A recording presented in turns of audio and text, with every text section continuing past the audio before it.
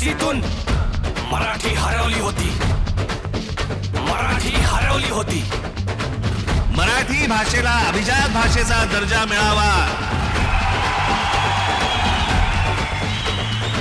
ही गोष्ट आपण पंतप्रधान झाल्यानंतर मराठीला तो सन्मान मिळेल अशी मी मोदीजींकडे अपेक्षा व्यक्त करतो आणि ती होईल तितक्याच धाडसाने ती होईल अशी मला खात्री आहे.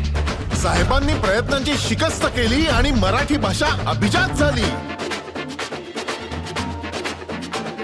साहेबांनी प्रयत्नांची शिकस्त केली आणि मराठी भाषा अभिजात झाली. शाळा शाळांमधून मुलांना मराठी भाषा सक्तीची झाली. शासन प्रशासन सगळीकडे मराठी भाषा रुजू लागली. आता दुकानावर पाट्या मराठीत पहा आणि मोबाईलवर सुद्धा मराठीत ऐका. प्राईम टाइम थिएटर मध्ये बिनधास्त मराठी चित्रपट पहा. सत्तेच्या सारेपाटात सगळे राजकारणी गुंतलेले असताना कोण उभं राहतं मराठीसाठी?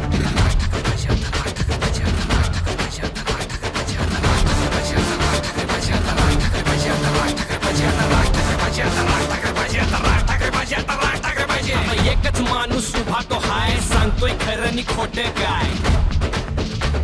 तो बोलतो पलीकडे जातीच्या, तो बोलतो भाषा मातीच्या, तो नोकरी बोलतो आणि रोजगार बोलतो. तो बोलतो आपल्या मनातलं, काढतो खोटं आपल्या कानातलं. त्याला पडलं नाही काय खोक्याचं, नाही पडलं मतांच्या मोक्याचं. जो बोलतोय खरं न मांडतोय खरं न वागतोय खरं तो सगळ्यांच्या वर. सगळे कातावले सगळे आजमावले. आता खऱ्याच्या पाठी राहायचं हाय, स्वतःच आयुष्य घडवायचं हाय. आता तंगडी तंगडी नाही पाहिजे, नाही पाहिजे, नाही पाहिजे.